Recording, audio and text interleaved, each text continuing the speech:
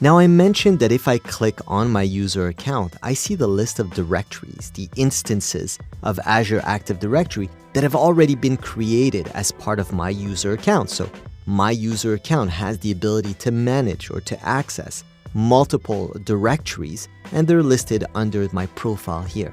If I want to create a new Azure Active Directory domain or structure, I would need to create an additional instance of Azure Active Directory. Now, to do that, I would click on New, and this is where I would be able to see any new resource that I would want to create within Azure, within my Microsoft Azure subscription. Now, if I go down to Security and Identity, you will note that Azure Active Directory is listed here. Now, there are also other Azure Active Directory services listed here. Some of them we will look at a little bit later on in this course, such as multi-factor authentication, the ability to use multiple methods of authentication or require your users to use multiple methods of authentication to access resources. We also have Azure AD Connect Health that is used to connect health services or authenticate to health services, and some additional identity protection as well, which is becoming more and more important in the days of identity theft. And here, one that I want to talk a little bit more about, which is Azure AD Domain Services. Now, Azure AD Domain Services is different than Azure Active Directory. Azure Active Directory Domain Services is a managed instance of Azure Active Directory. So think about it as a directory that is software as a service as opposed to platform as a service. This functionality of Azure AD Domain Services is really a functionality that allows you to be much more granular in terms of the levels of services that you are using as part of Azure Active Directory. There are many less things that you can configure in there because they are managed by Microsoft. This is truly a managed service.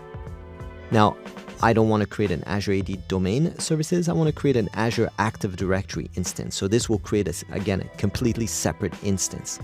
If I click on Azure Active Directory, you'll note that I can give it a name here. So I can provide an organization name. So I can call it Litware, for example. And then it's asking me for a domain name. Now, I'm going to get an error here because I'm going to show you what I'm doing that is not allowed, which is to provide a name that already exists. So I added litware.onmicrosoft.com and I got a red mark which says this name is already in use by another directory.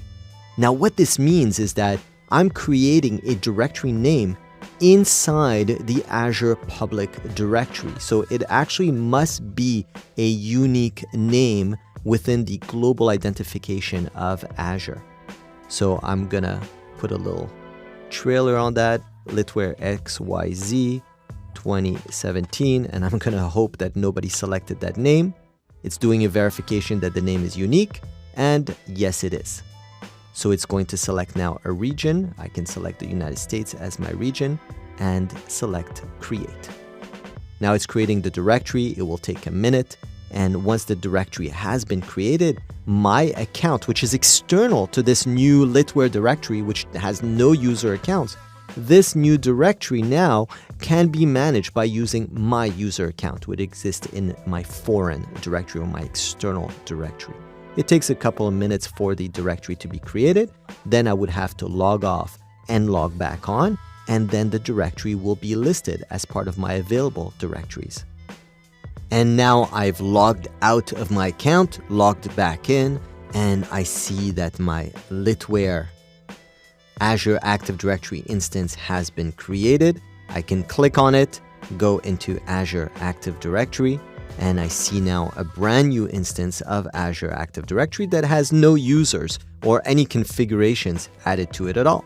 And I can start to build out beyond this Litware Azure Active Directory instance.